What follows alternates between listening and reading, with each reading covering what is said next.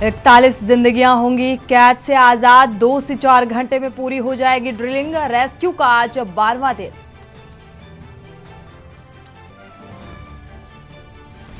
MBBS Hindi पाठ्यक्रम लागू करने के लिए केंद्रीय प्रकोष्ठ और कोर कमेटी का होगा गठन। आदेश जारी।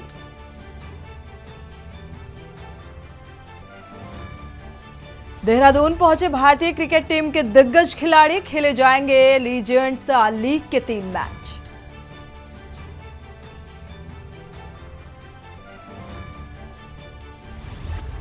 पतंजलि को सुप्रीम कोर्ट की चेतावनी। बाबा रामदेव ने दी सफाई, बोले हमारे खिलाफ हो रहा षड्यंत्र।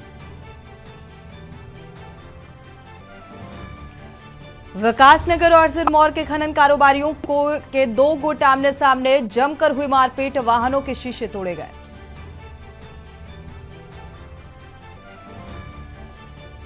और सरकारी कर्मचारियों को 30 जून और 31 दिसंबर को रिटायर होने पर मिलेगा वेतन वृद्धि का लाभ। राज्य कर्मचारी संयुक्त परिषद के पदाधिकारियों की बैठक में मांगों पर बनी सहमति। खबरों का सारथी। खबर उत्तराखंड के साथ मैं सोनी चौहान। खबरों की शुरुआत अहम खबर के साथ उत्तरकाशी से आपको खबर बता दें। सिलक्यारा टनल हादसे का आज 12वां दिन है। मुख्यमंत्री राहत एवं बचाव कार्यों की लगातार अपडेट ले रहे हैं, जानकारी साझा कर रहे हैं। आज तीसरी बार मुख्यमंत्री सिलक्यारा टनल पहुंचे हैं। किसी भी वक्त मजदूर बाहर आ सकते हैं। अंतिम चरण में बताया जा रहा है रेस्क्यू ऑपरेशन। प्रधानमंत्री नरेंद्र मोदी पल पल की अपडेट साझा कर रहे हैं, तो लगातार फोन संपर्क में बने हुए हैं। उत्तराखंड के सीएम पुष्कर सिंह धामी से अपडेट साझा कर रहे हैं। श्रमिकों को लेकर जो टनल में आज 12वां दिन बताया जा रहा है, इन मजदूरों का रेस्क्यू लगातार जद्दोजहद की जा रही है इन्हें बाहर निकालने की। और अब कुछ घंटे का वक्त और बताया जा रहा है कि कुछ घंटे का वक्त और लग सकता है और बेहद करीब है रेस्क्यू की जो सफलता है अंतिम चरण में। और कभी भी ये श्रमिक टनल से बाहर आ सकते हैं।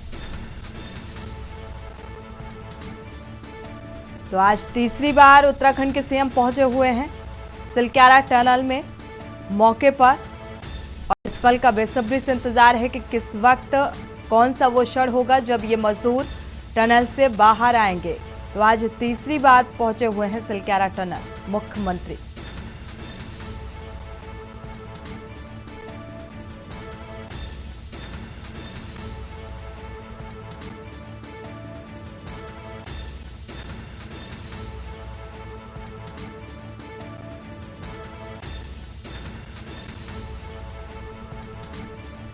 उत्तरकाशी से ये हम खबर लगातार पल पल की अपडेट के न्यूज दर्शकों के साथ साझा कर रहा है।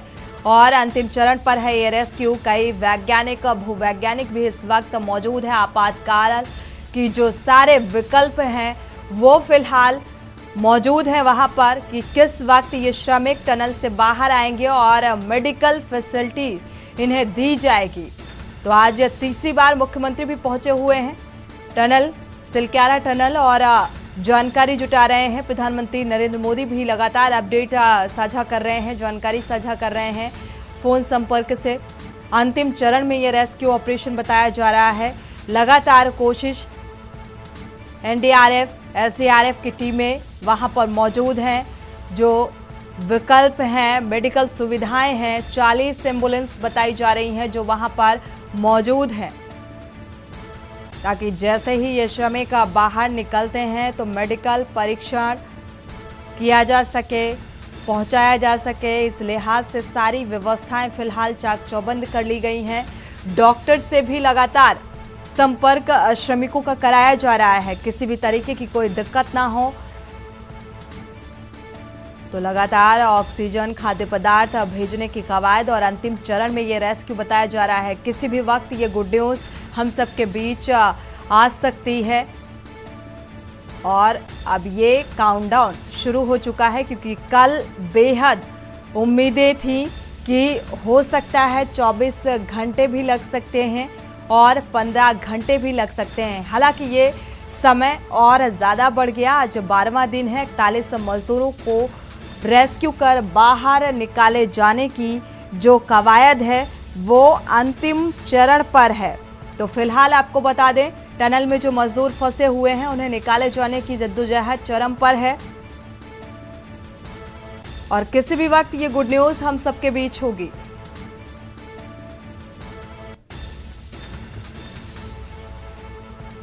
उत्तरकाशी से आपको खबर बता रहे हैं, अंतिम चरण में यह रेस्क्यू बताया जा रहा है। तो के न्यूज लगातार इस खबर पर बना हुआ है, पल पल की अपडेट दर्शकों के साथ साझा कर रहा है। उत्तरकाशी से ये अहम खबर, सिलक्यारा टनल में जो 41 मजदूर पिछले 12 दिनों से फंसे हुए हैं, रेस्क्यू लगातार जारी है और आज 12वां दिन है और किसी भी वक्त ये कहा जा रहा है कि ये श्रमिक बाहर आ सकते हैं। तो इस क्षण में हालांकि उत्तराखंड के सीएम भी तीसरी बार सिलक्यारा टनल पहुंचे हुए हैं, क्योंकि अब बेहद करीब अंतिम चरण में यह रेस्क्यू बताया जा रहा है और कहा जा रहा है कि ये श्रमिक किसी भी वक्त बाहर आ सकते हैं, क्योंकि जिंदगी और मौत के बीच जूझ रही थी ये जिंदगी और 12वां दिन आज लगातार कोशिशें की जा रही थी, ड्रिलिंग की जा रही है और ड्रिलिंग अब अंतिम चरण में, क्योंकि एक चुनौतीपूर्ण रहा ये आज 12वां दिन है रेस्क्यू का और लगातार जो ड्रिलिंग की जा रही है उसमें जितना मलबा हटाए जाने की कोशिश की जा रही थी उतना और मलबा पीछे की तरफ से आ रहा था, तो इसलिए चुनौती और ज़्यादा बढ़ गई थी।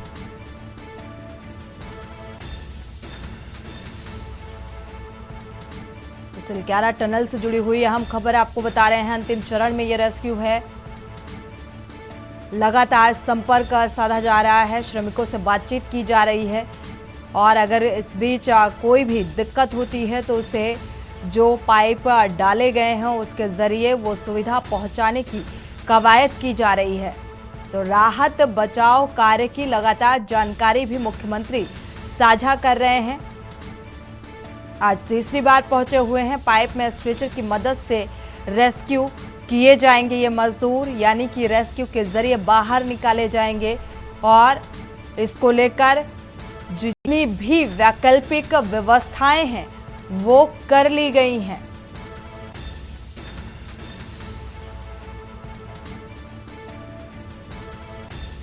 तो वहां पर भूवैज्ञानिक भी इस वक्त मौजूद हैं और सबसे पहली प्राथमिकता यही है कि किस तरीके से जल्द सुरक्षित इन मजदूरों को बाहर निकाला जा सके। फिलहाल अभी तक 41 मजदूर जो टनल के अंदर फंसे हुए हैं उनसे लगातार बातचीत की जा रही है, संपर्क किया जा रहा है, सुरक्षित हैं ये मजदूर। और जब पहली तस्वीर सामने आई यानी कि 10वें दिन, तो और उम्मीदें ज़्यादा बढ़ गई और राहत की बात यही रही कि ये सभी मजदूर फिलहाल सुरक्षित हैं और इन्हें सुरक्षित निकाले जाने की कवायद भी यानी कि रेस्क्यू भी अंतिम चरण में है।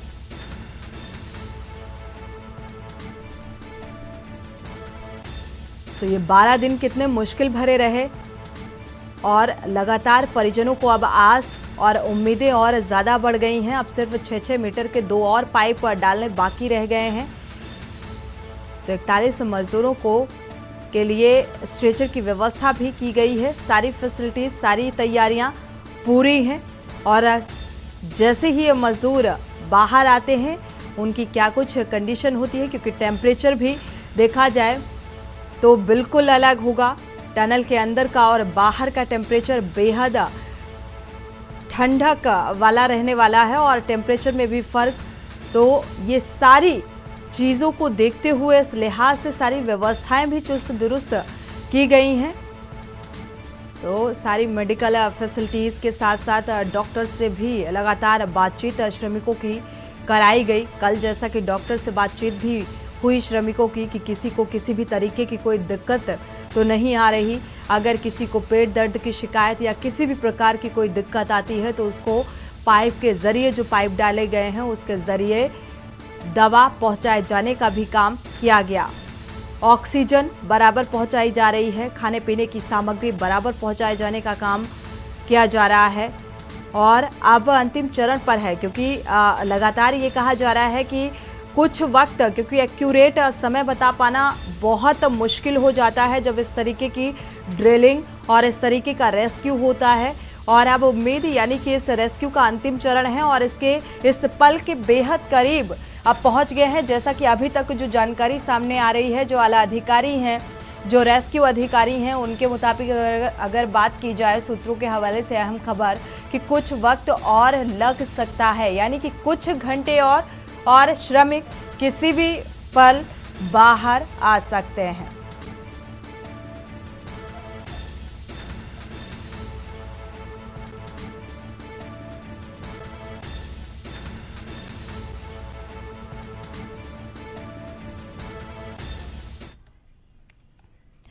बढ़ते आगे, रुक करते हैं अगली खबर का। रुद्रपुर में छतरपुर के पास सेठ द्वारिका एन्क्लेव फेस 1 के एक घर में आबकारी विभाग और एसटीएफ और एसओजी ने छापेमारी कर दर्जनों पेटी गुलाब ब्रांड की नकली शराब व शराब बनाने वाले उपकरण केमिकल बरामद किए हैं। मुखबिर की सूचना पर आबकारी विभाग के सब इंस्पेक्टर महेंद्र सिंह बिष्ट की टीम ने छापेमारी कर अवैध शराब का जत्था बरामद किया, जिसमें उत्तराखंड सरकार का होलोग्राम भी बरामद किया गया।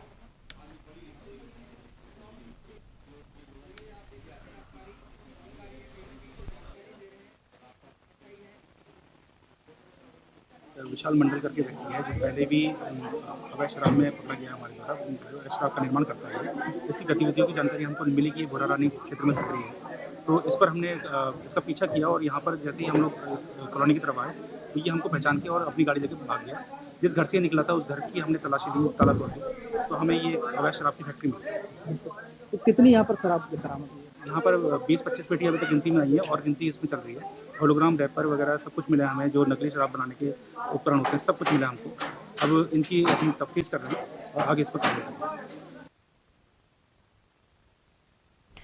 रुक करते हैं अगली खबर का। उत्तराखंड विज्ञान शिक्षा एवं अनुसंधान केंद्र द्वारा महिला वैज्ञानिक कॉन्क्लेव 2023 का आयोजन देहरादून स्थित IRDT सभागार में किया गया। कार्यक्रम के यूसर्क की निर्देशक प्रोफेसर अनीता रावत ने अतिथियों का स्वागत करते हुए महिला वैज्ञानिक कॉन्क्लेव के आयोजन संबंधी भूमिका के बारे में विस्तार से चर्चा की और प्रोफेसर रावत ने कहा कि किसी भी समाज के सतत, समग्र और समन्वित विकास हेतु महिलाओं की भागीदारी जरूरी है और कार्यक्रम में यूसर्क में राज्य स्तर पर विभिन्न क्षेत्रों में विज्ञान, प्रौद्योगिकी, अप्लाइड साइंस, स्टेम, सामाजिक विज्ञान, परंपरागत विज्ञान आदि में युवा और महिलाएं सम्मानित किए गए।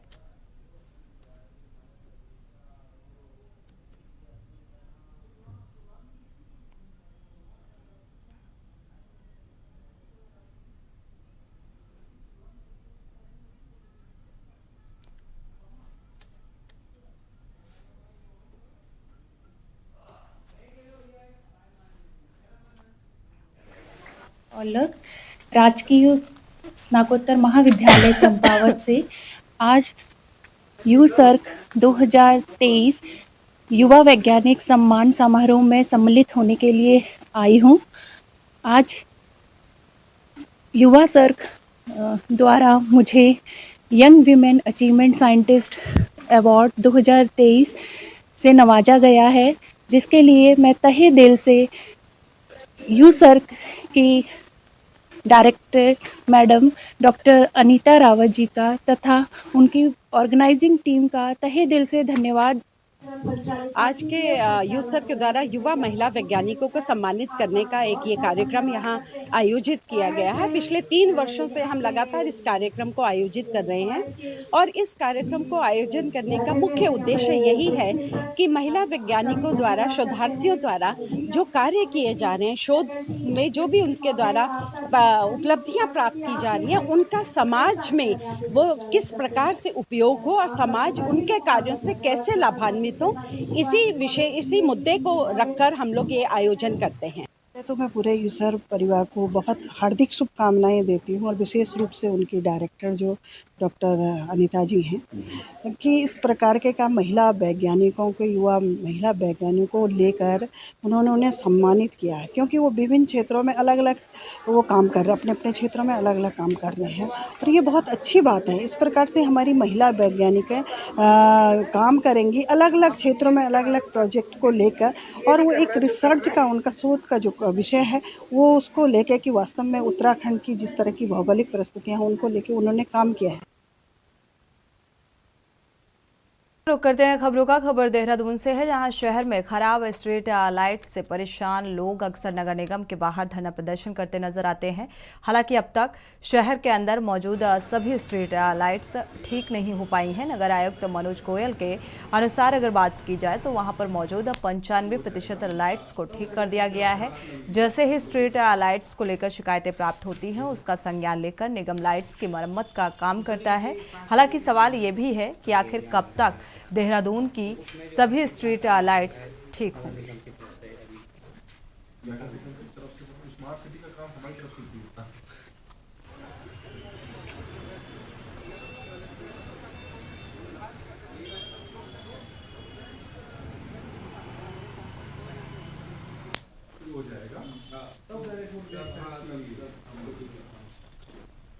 मरम्मत लगातार होती रहती है और ये एक कंटिन्यूस एक प्रक्रिया है, लगातार चलने वाली प्रक्रिया है। स्ट्रीट लाइट्स ख़राब होती हैं, उनकी रिपेयर की जाती है।